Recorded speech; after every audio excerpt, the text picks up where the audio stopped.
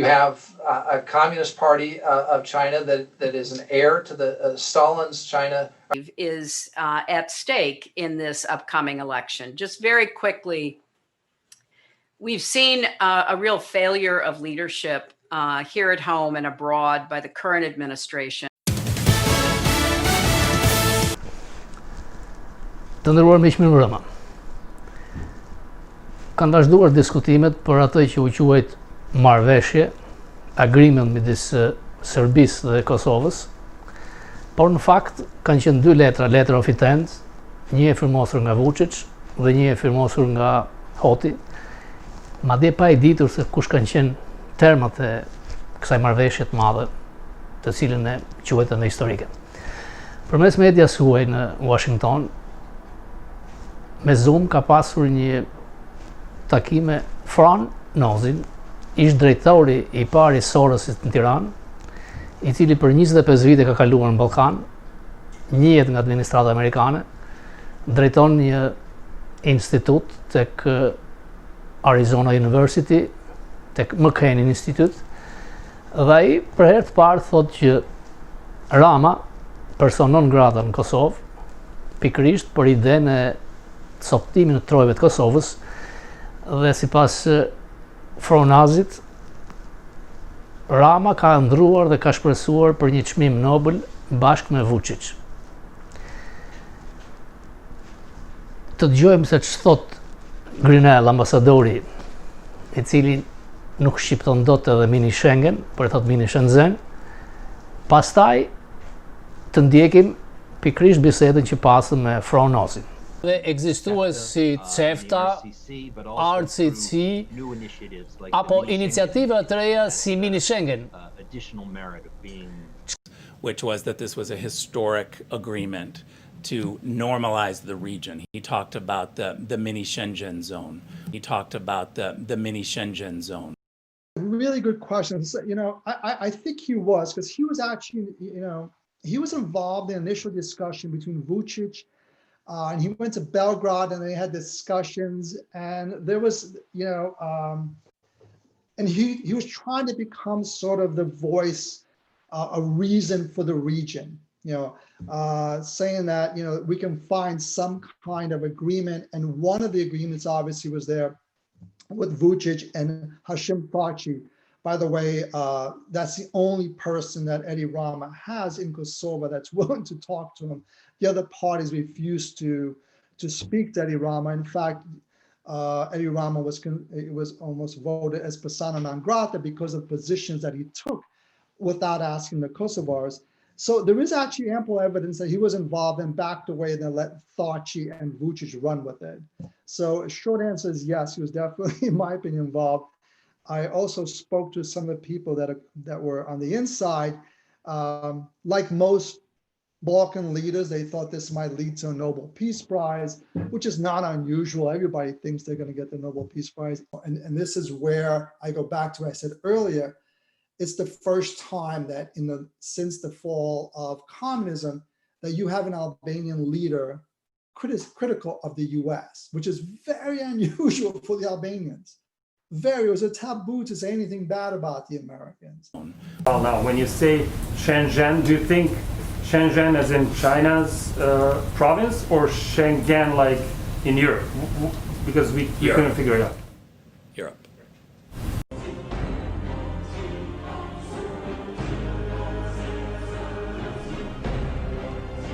Other Europeans were much more flexible.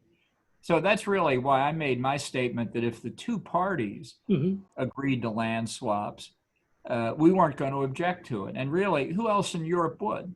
To say after 30 years, you've reached an agreement, but it's not good enough for the rest of us? I just didn't see that, and I thought somebody should say it.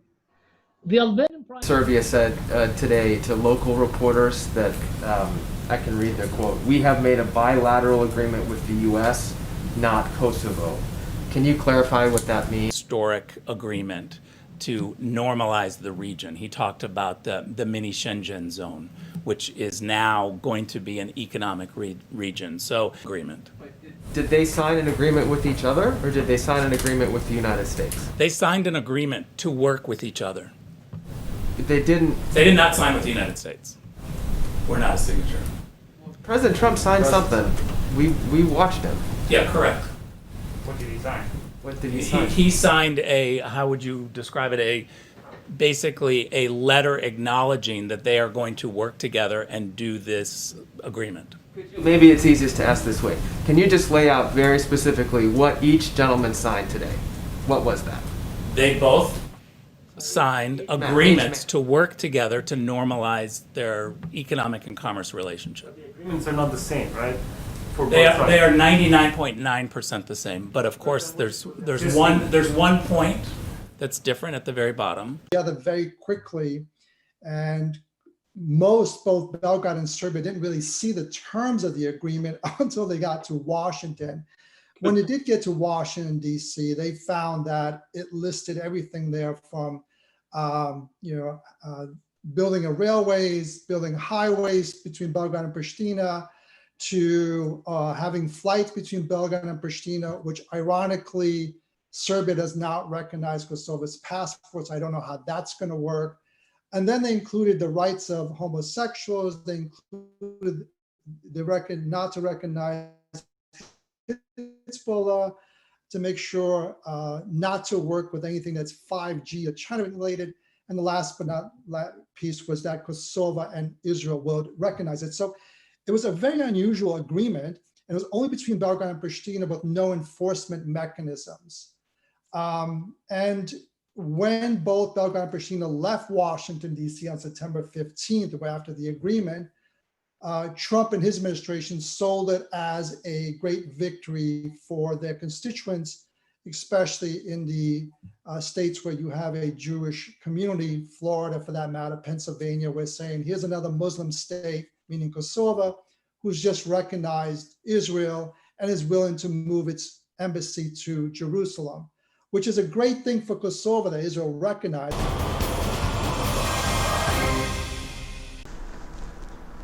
E kemi theksuar se mini Schengen, ose mini Schengeni që i thot Grinelli, është si krijimi i Jugosllavisë së re. Por nuk është fakt i ri. Ne e kemi trajtuar në bisedat tona në Fokus me Palmer. Palmer është personalitet i Departamentit Shtetit, i cili u ngarkua nga Pompeo si ngarkuari special për Kosovën, por shtëpia bardh emri Grinellin, ambasadorin skandaloz Open Gay në Gjermani. Profesionisti nuk jepte afate për marrëveshjen dhe nuk donte të fliste se çdo të ndodhte mbas Bidenit. Ta dëgjojmë Palmerin. A do të kishte një ndryshim tërësor në qasjen e Washingtonit ndaj Kosovës, Serbisë dhe ndaj kufive? Natyrisht ne dinim që Palmer nuk do të përgjigjej për pjesën e Biden, sepse ai është diplomat karriere dhe nuk mund ta ul veten që të hynë në lojën politike. Dhe në fakt ai tha do të përgjigjem vetëm për pjesën e parë të pyetjes dhe theksoi që nuk ka afate. Lajmi mirë për ne. Thanks for that question. Go to the only about half of which I'm going to talk about. Do flas vetëm për gjysmën e pyetjes, pra ai hezitoi të flasë se Biden fiton zgjedhjet. Nuk dua të nxitohem rreth asaj që SBA vazhdon të kërkojë normalizimin e marrëdhënieve midis Beogradit dhe Prishtinës, do të hapen rrugës evropiane për të dy vendet. Por aktualisht ka shumë punë për të bërë. Kosova ka nevojë për një qeveri. Po presim vendimin nga gjykata kushtetuese që do të zgjedhë krijimin e qeverisë. Dua të theksoj se SBA nuk kërkon të ndikojë në këtë proces. I want to underscore that the United States is not seeking to influence that process. Në asnjë mënyrë ne nuk do të zgjidhim se kush do të jetë qeveria e Kosovës, nuk mbajmë anë askuj. Duam një proces të bazuar në kushtetutën e Kosovës që të prodhojë një qeveri përfaqësuese, të ketë pushtet të angazhohet në procesin e dialogut. And the Kosovo legal framework that produces a government that is representative and one that is empowered to engage in this dialogue process. Për sa i përket afateve apo zgjedhjet, pjesë do të bëjmë kohë, jemi duke u përpjekur të ndihmojmë palët të shkojnë përpara për një rezolut. As you know, 99.9% of the Americans have no idea where Kosovo is that you do have a very large Albanian American community, especially the Kosovar community in Michigan, which according to them, the Michigan Albanian chapter claims that they have 32,000 registered voters. And the Trump administration has been courting them for some time. Vice President Pence went there, met with them, and he asked them, what are your concerns? And they raised the Kosovo issue. And they were extremely satisfied with this agreement, thinking that all this funding will go to the Kosovo. And the other part was that no partition took place. So from the United States point of view, they feel like, or Trump's point of view, he's gave something to the Albanian Americans in Michigan. And keep in mind, like everybody knows, Michigan was won by only about 10,000 votes in the last elections.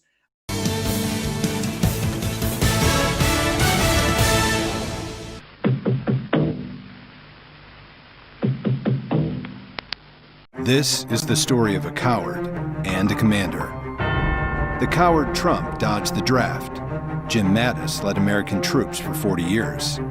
While a frightened Trump hides from protesters in a deep bunker, firing off tweets, Jim Mattis does what he's always done, leads.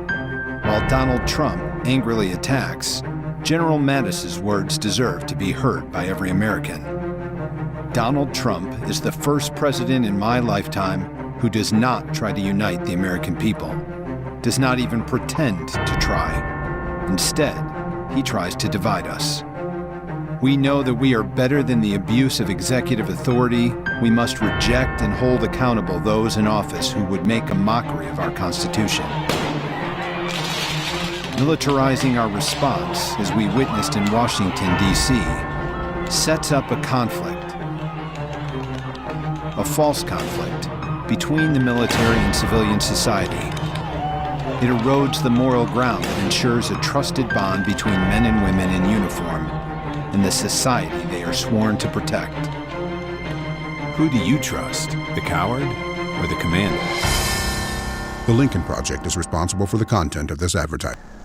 Në komentet tona kemi theksuar që Pro-Serbi Bolton nuk ishte ai që inicioi shkëmbimin e tokave, ndarjen e trojeve. As ai as Lewandowski, edhe pse kishin afinitet. Ishte Vučić, Rama dhe Thaçi që dolën me këto ide.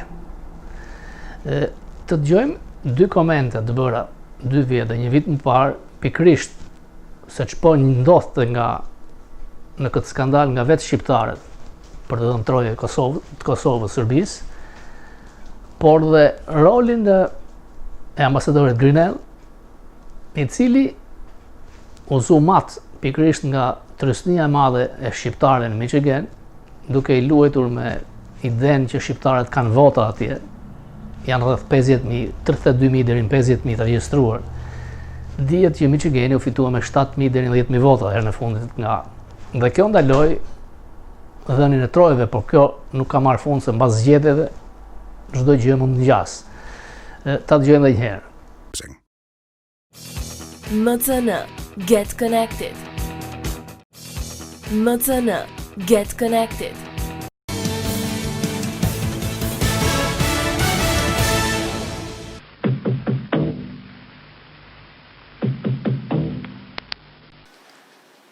U fol dhe u përfol shumë për marrëveshjen gjoja midis serbëve dhe pro-serbëve shqiptarë në Kosovë, për shkëmbim territoresh, shkëmbim kufish.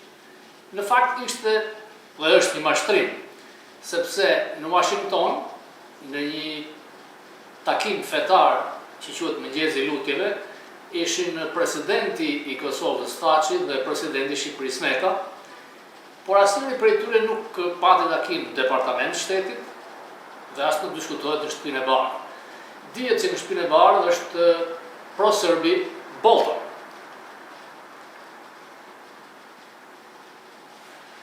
Bolton me Lewandowski duket se po lobojnë për shkëmbim territoresh në favor të lobit serb, por në qoftë se kjo do të kishte një bazë, dhe në qoftë se këtu do të ishte i inkuadruar dhe presidenti Trump, Bolton do të bënte një takim, si më thaqin, ashtu edhe me metën, dy personazhe që duket nga shtypje shqiptar të peshkuar nga lobitjet anti-shqiptare. Por Meta të paktën në intervistën e radios së Zërit Amerikës, një radio propagandistike që në Amerikë nuk ka audiencë sepse nuk lejohet që të transmetojë brenda kufirit, në fund tha që nuk janë për ndryshim kufish. Ç'është kjo dëshirë e madhe që shqiptarët vetë të iniciojnë një proces faljes dhe dhurimesh në trojet shqiptare. Natyrisht është marrëveshja e Vučić-Beogradit dhe Ramës-Tiranës. Vučić kërkon të qëndrojë në pushtet, zhytur në korrupsion, pikërisht duke thënë që unë e kontrolloj situatën dhe unë do të bëj marrëveshjen e madhe. Të njëjtin gjë dhe Rama. Ramush Haradinaj ka vendosur tarifën që do të ishte vendosur me kohë dhe nuk të rriqet dhe serbët humbin në rreth 1 milion euro në ditë nga tregtia e favorizuar që bën në munguar tashmë me Kosovë. Vučić ka një korrupsion tjetër sepse rreth 500 milion dollar hidhen në vit për pakicat serbe në Kosovë dhe nuk ka as regjistër siç thonë amerikanët dhe nuk dihet se ku shkojnë. Për atë që flitet shumë është Mitrovica, e cila e ka emrin nga një kishë bizantine e Shën Dimitreut në shekullin e 8. Por Mitrovica sot ka rreth 75-80.000 banor, vetëm 5.000 janë serbë dhe ata kanë formuar atë bashkinë, komunën, fshatin e Mitrovicës Veriu dhe pjesa e shumicës tjetër është në zotrimin e shqiptarëve. Që me hyrjen e forcave franceze, u pa qartë që francezët donin të mbanin anën e serbëve.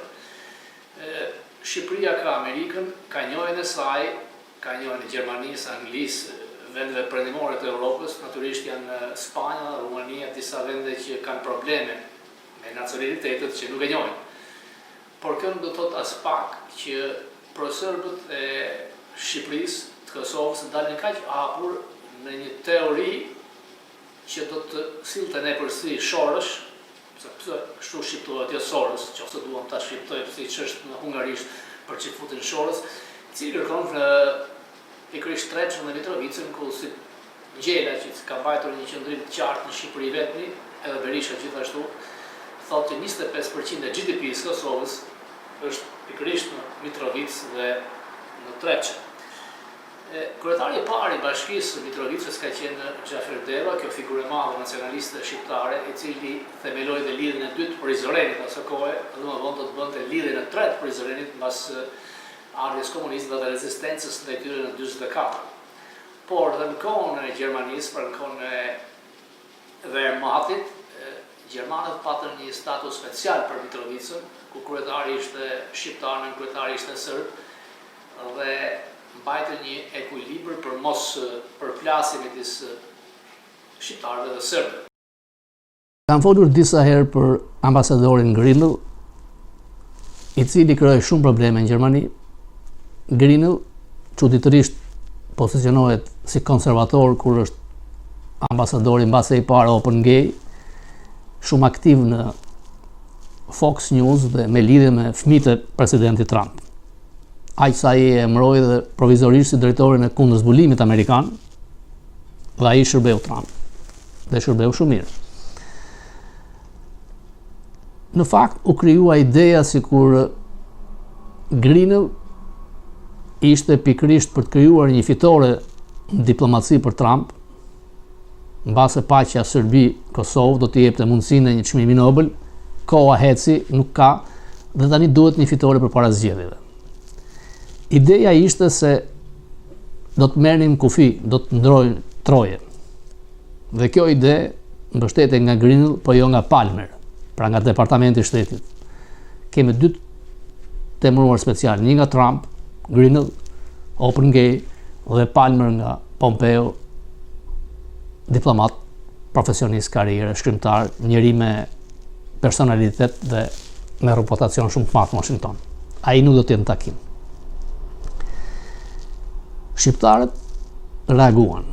Pati letër nga Tiguardi, i cili kërkoi të largohej Grinell. Sinjali u dha, Grinell u largua.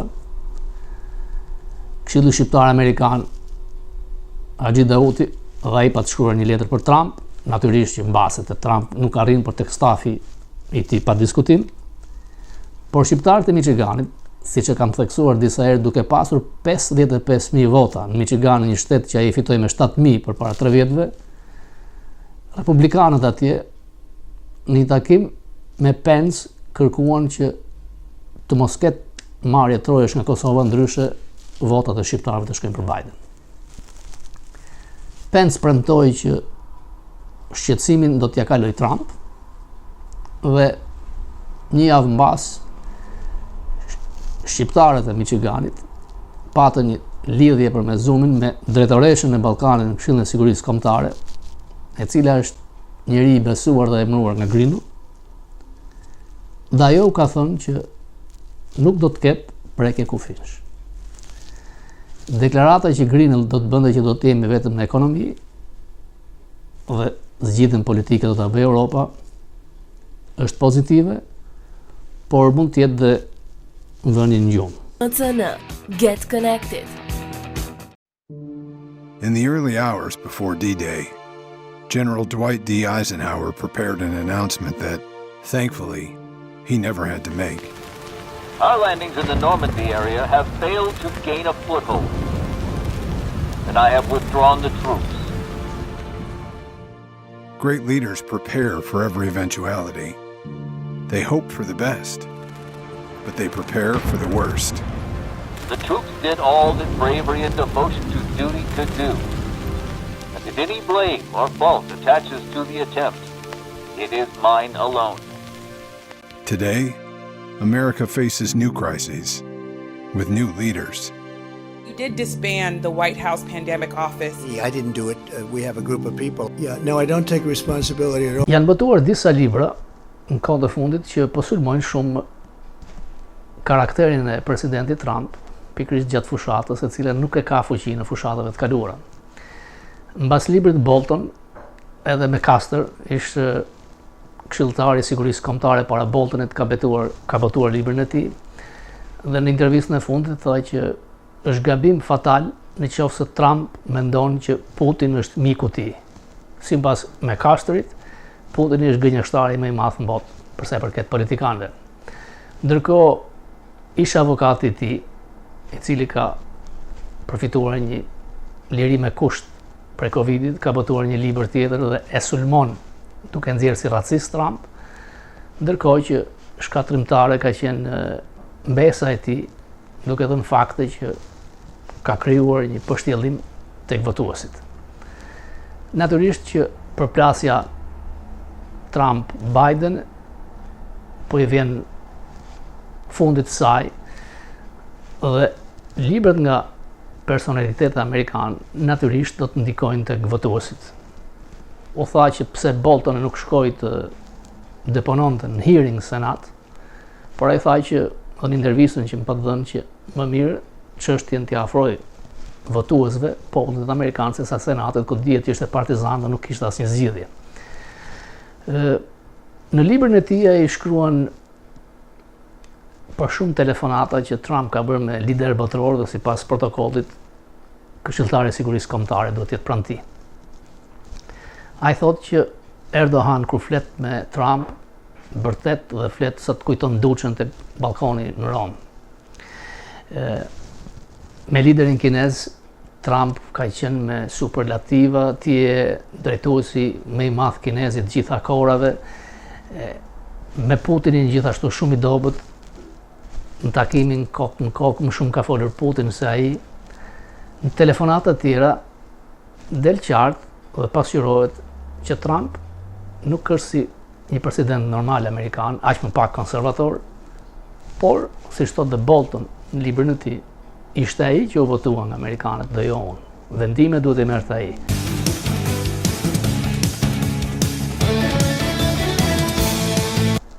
Siç e tha Fronozi që liderët e Ballkanit jetojnë me maninë marrëzinë e madhështisë. Kujtonin se do të merrnin çmimin Nobel nëse do të ndanin Kosovën dhe Kosova do njihej nga Serbia dhe Vučić dhe Rama do të hynin si fitues të madh të çmimit Nobel. Nuk është vetëm Vučić e Rama që Trump nga 2 deputet parlamentarë të cilët për marrëveshjen me Izraelin dhe me Arabët, për marrëveshjen që në fakt nuk qenë marrëveshje e madhe, Serbi-Kosovë, është nominuar për Nobel, dhe ai thotë që është një lajm i madh, por askush nuk beson se Nobel për paqen do të kalojë nga Trump. Gjithmonë janë gjetur figura që kanë ndikuar realisht, por problemi është se e pa të marrë dhe Obama. Dhe mbase kjo, pa ndonjë merit faktike, por perëndimi gjermanët, anglez, francesë donin si njëri të paqes. Ndërkohë, Kadereja vazhdon si çdo vit të jetë nominuar për Nobel dhe do të ishte me të vërtet një kënaqësi, një sukses për një emër të madh të letrave shqiptare, që sikur ta fitonte këtë çmim, por nuk është e lehtë. Kadare mas 90-s ka botuar libra, ka shkruar dhe është një lloj, po të themi, qëndrimi me krimtarinë e para 90-s, sepse tani është i lirë dhe ka dhënë dhe hetues, ka dhënë krimet. Por në një intervistë për fOKUS më pa të dhënë 2 detaje që si ka dhënë vend tjetër. Vizitën e tij në Washington DC, kur është rritur për hearing Senat dhe Kongres, bashkë me Berishën dhe Hajdarin, por dhe vizitën e parë në New York si gazetar i Zërit të Popullit, duke përshkruar Manhattanin dhe çfarë ndodhi në këtë asamblen e rinisë botërore ku Shqipëria përfaqësoi nga ishte pjesë e kampit socialist, por që kishte filluar ajo ftoja me Moskën. Ta ndjekim. E mbaj mend fare mirë, ishte herë e dytë që unë shkelja në Amerikë.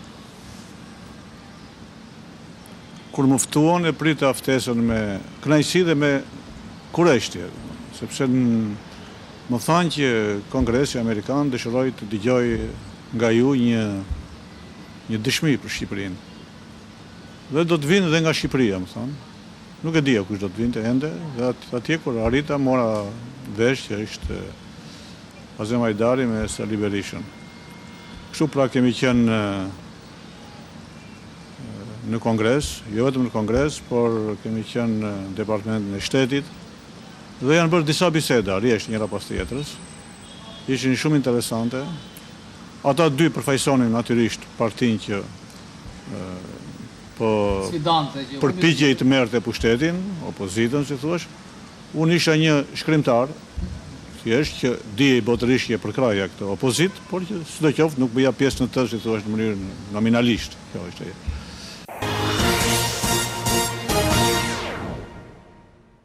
Mendoj që ka qenë një këmbim mendime shumë i lirë, sipas stilit amerikan, domethënë i hapur, i drejt për drejt, pa shumë diplomaci, me shumë sinqeritet. Ata 2 përfaqësonin natyrisht opozitën. Unë isha edhe më i lirë se isha shkrimtar, si thua, nuk kisha nevojë as për diplomaci, as të paraqita në një program, as thjesht do të jepja mendimin tim si shkrimtar, si njeri i kulturës, për atë çka ndodhte në Shqipëri dhe çka duhej të ndodhte. Keni qenë dhe herë tjetër në Amerikë për të parë mos gaboj në 71-shin? Po, është vërtet. Brezi me mban vend nga shërimi udhëtimi keni shkruar për New Yorkun dhe mbase kontaktet tona të para me New Yorkun nga qenë nga ato shkrime, se ishte modë ndaluar. Po, ishte shumë e vështirë sepse si u duk tani nga udhëtimi i parë tek udhëtimi i dytë? Në 71-shin unë kam qenë si gazetar në një kongres botëror të organizuar në OKB-ja. Ishte e para herë që merrte pjesë Shqipëria në një kongres, ishte kongres rinie i të rinjve. Si duket, ndoshta nuk e di mirë pse mori pjesë Shqipëria, Shqipëria nuk merrte pjesë. Teknikisht nuk ishte në Amerikë, ishte në OKB, teknikisht. Jo, ka qenë një qëndrim shumë i gjatë për çudi, 3 javë. Pra dhe u treguar në shteti shqiptar një lloj, nuk e di për çarsye, kur historia të jetë më e hapur, kur të tregohen arsyet e vërteta, përse Shqipëria pa pritur të tregojë, si thua, ose donte të tregonte një fytyrë, si thua, pak a shumë liberale, domethënë lejoi një delegacion të rinj të shkojë në këtë kongres, ku ishte gjithë bota perëndimore. Kryesisht perëndimore, ishte edhe bota lindore, natyrisht, dhe qëndruam, të thash, 3 javë, kemi qenë relativisht Në New York vetëm apo? të lirë, jo, edhe jashtë New Yorkut, më kujtohet ka pas një program për çdo natë ku kemi shkuar në shfaqje teatrale, në lokale, në Connecticut, që ishte shteti përbri, në shtëpi amerikanësh. Me një fjalë ishte diçka që unë sot nuk e shpjegoj dot pse u bë. Culture exchange i thënë ata. Nuk ishte diçka e pa. Ishte si duket një donin të Si u ndjek atëherë kur të zbritën? jepnin mesazh. Are ishte sigurisht ishte një kurreshtje jashtëzakonisht e madhe, kurreshtje jashtëzakonisht. Unë kisha parë qytete të mëdhenj ndërkaq, kisha parë dy qytete të mëdhenj, Moskën dhe Shangajin, kur kisha qenë në Kinë, ose Shangajin bashkë me Pekinin, por pra dy qytete shumë të çuditshëm ishin të një dhe. Kisha parë dhe një qytet perëndimor, Helsinkin. Kisha qenë prapë në një grup të madh me 50 veta, ka qenë një grup në pjesëmarrje e Shqipërisë në një festival rinie që e zotëronte në atë kohë ende lindja. Megjithëse Shqipëria kishte filluar shkëputjen nga lindja. Pra ky ishte qyteti i madh metropolitan perëndimor që unë shikoja. Nuk më duk ndryshe sepse kisha parë Manhattani ishte kaq shumë i përfaqësuar në filma, në dokumentar, në media, sa që gati sikur ka qenë. Përshtypja disi e çuditshme e parë ishte që nga larg grattacielët duken shumë të zbet dritat. Largësia, jo nuk është zymtësi, është si punë ëndre. Do duket sikur ishin në ëndër, janë të zbet. Të një bote jo fort reale, duket pak virtuale. Kjo ishte, nuk është ai ndriçim që kujton ti, sikur se e ndjen pasaj kur hyn brenda, po nga largësia jep këtë. Në fillim sigurisht ne ishim plot, somos pjesëtarë të delegacionit plot paragjykime, frikra, merre, domethënë mund të them se unë isha çik më i shtiruar prej tyre sepse e një pak a shumë këtë botë. Në Finland për shembull kemi qenë 2 javë sa, gjithashtu midis në një liri pak a shumë relativisht shumë më të madhe se që mendojnë atë kohë. Dhe kjo ka qenë përshtypje, u krijua një gjendje pozitive për çudi në mënyrë paradoksale nga seanca e parë e këtij kongresi botëror të rinisë, ku thash ishte krejtësisht e paparashikueshme, u krijua një gjendje pozitive për ne si delegacion. Pse? Që në seancën e parë, kur ka marrë fjalën përfaqësuesi shqiptar, unë isha gazetar, nuk bëja pjesë, isha si thuhet. Ai foli me një gjuhë, të gjithë ishin kureshtar si do të flitje për Çekoslovakinë. Për pushtimin, sepse ishte 68, kishte 2 vjet, dhe ishte një nga pikat e nxehta të këtij takimi dhe shumë kurreshtare çfarë do ndodhë. Dhe delegacioni shqiptar me atë gjuhën e egër, skematike, të tmerrshme, e denoncoi pushtimin sovjetik sikur askush do të guxonte ta bënte. Domethënë me terma. Ishte gjele? Ishte mësuar me atë gjuhë, me terma.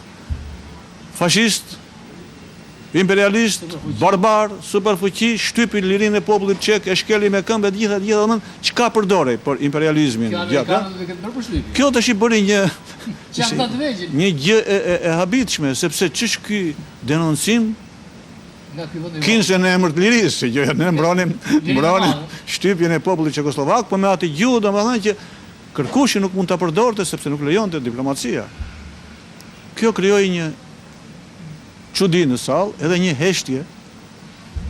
Dhe nuk e di si do të vente puna, sikur mos ndodhte diçka tjetër në favor të këtij delegacioni. Dhe çfarë ndodhi? Prapë e çuditshme. Ngrihet delegacioni çek, i cili me siguri i dhan urdhë sovjetikët, e than provokatorët shqiptar bën këtu një sulm të poshtër kundër nesh, kundër kësaj, kundër Bashkimit Sovjetik, kundër ata që ishin pushtuar. Ne i thirrën vetë sovjetikët. Ktu plasin një e qeshur e madhe në sallë dhe për çudi delegacioni që duhet ishte më i turpruar, por fajsonin vendin më stalinist Evropës, u gjën befas në një, si thua, në një mjedis që mbrojti lirinë kundër delegacionit çek që ishte nga më liberalët, që mbrojtje robërinë. Nuk kuptoni pra çfarë ndodh në jetë. Tash u krijua një ndjenjë e çuditshme në pushime kudo, kapnin ata, erdhën, më kujtohet, unë si gazetar që isha, akoma më lëshu, pyestin me guxim, ju shkriu gjua dhe atyre duke kujtuar se kjo Shqipëria ka bërë në një kthesa, nuk e di çfarë, se ishin dhe të rinj, nuk e dinin mirë gjërat, se çfarë ndodhte. Nuk kuptohet, vinin delegacioni Izraelit, tjetrit, vendet nga më të pabesueshme të Shqipëria, Irlandës, që s'kishte as lidhje asgjë, kuptoni? Edhe kështu që u krijua, si thuaç, një gjë në mënyrë falso e këndshme, sepse ishte objektivisht. Dhe kjo atmosferë e shliroi krejt atë që ne duhet ishim si të ngrirë, si thuaç. Shënimet ishin më të ngrira, sepse vjen këtu dhe shënimet me kërkon tash zëri popullit. Sigurisht do shkruash me shumë kujdes, ti nuk e shkruan, ai ta heq, ta shton, po shoku ka dhe keni haruar dhe këtë gjë, ta shton vetë, s'mund thuash se po të dali dhe kjo pak, po ka dalë shumë kjo. Të hiqet kjo, të dali kjo, ishte shënime për Amerikën. Në atë kohë ishte blasfemia më e madhe në botë. Po më pritet me shumë kurreshtje, nuk e di këtë se ju mund ta vizita e ime parë në New York virtuale.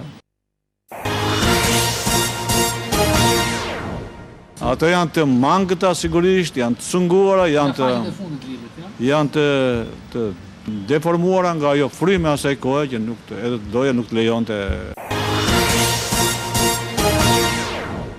Unë kam qenë një nga njerëzit në Paris, ndoshta kam patur edhe të tjerë, por nuk e di, që janë pyetur pikërisht për këtë gjë nga ambasada amerikane, që është mirë që sepse ka dy mendime, më thonë, që njëri që Amerika për të ushtruar trisnin e saj mbi Shqipërinë që nuk do të demokratizohet, ajo të refuzojë marrëdhëniet, apo që Amerika, duke pavarësisht se regjimi është i papranueshëm prej saj, të jetë e pranishme në qendër të Shqipërisë në Tiranë.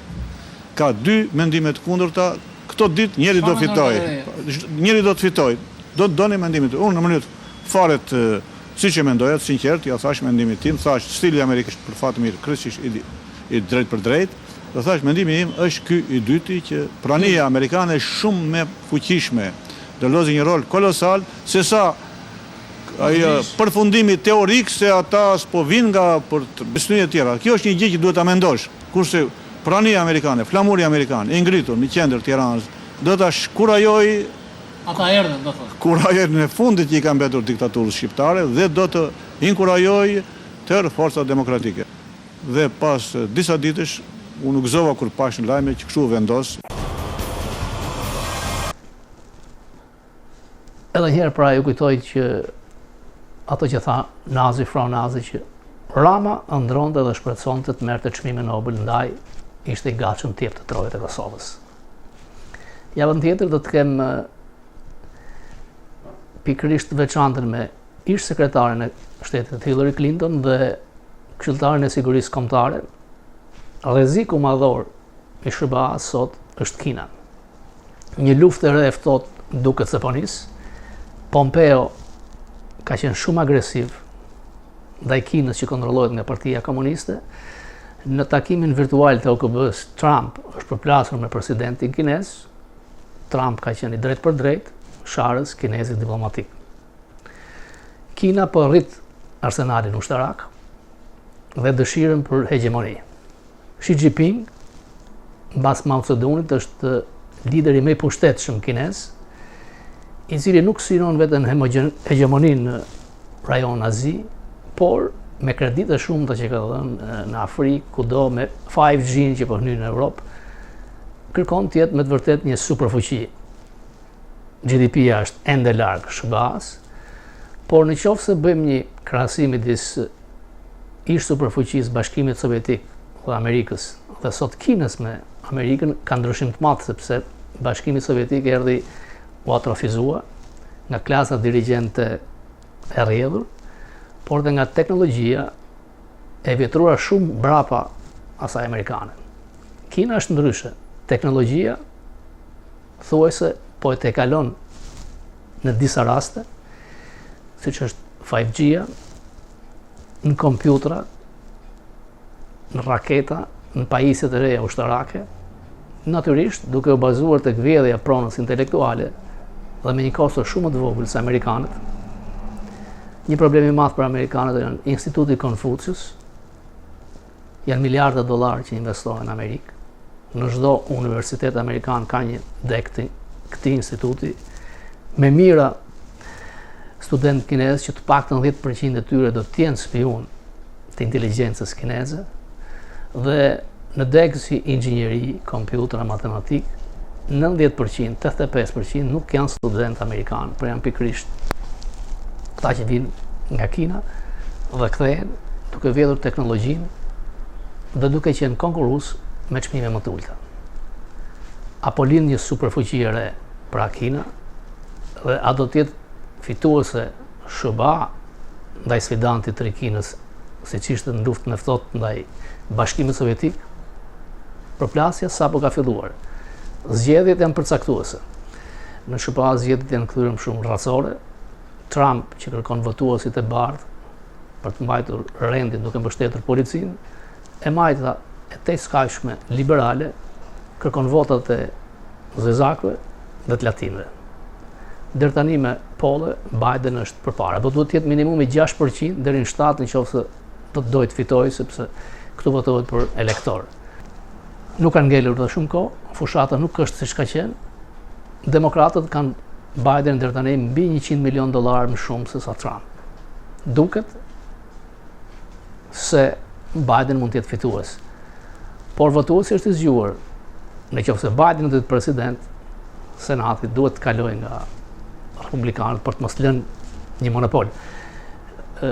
Vdekja e njërës nga gjykata supreme i dha mundësi Trump që të fusë një konservator tjetër në gjykatën supreme dhe kjo do shkondër në 6-3. Në fakt, gjykata është ajo që mbron konservatorizmin amerikan dhe vlerat reale amerikane. Trump e ka këtë drejtë dhe duhet ta bëjë. Nga unë, Robert pAPA, natën e mirë. Could $1 billion buy the White House? Well, I Does don't money think it can. It cost me billions of dollars to become president. You know how this goes, Donald. You've done it yourself. But you're struggling. Reports confirm that he's losing big time in the money game. The Trump campaign squandered its $200 million cash advantage over Joe Biden. They spent all your money. The campaign has already had to cancel events this week. All those consultants and pollsters, all those ads. None of it's working. They're getting rich, but you're getting ripped off. So an enormous share of the money was just sunk into the act of raising the money. Falling behind in the polls. Margin here, Joe Biden consistently you see ahead. A 10-point lead, a double-digit lead for Joe Biden. Joe Biden with a lead over President Trump. All that money for nothing. You're paying for failure, and now it's your money they're blowing. I'm really rich. Much more money than we had last time, double and triple. Can you imagine if I lost to him?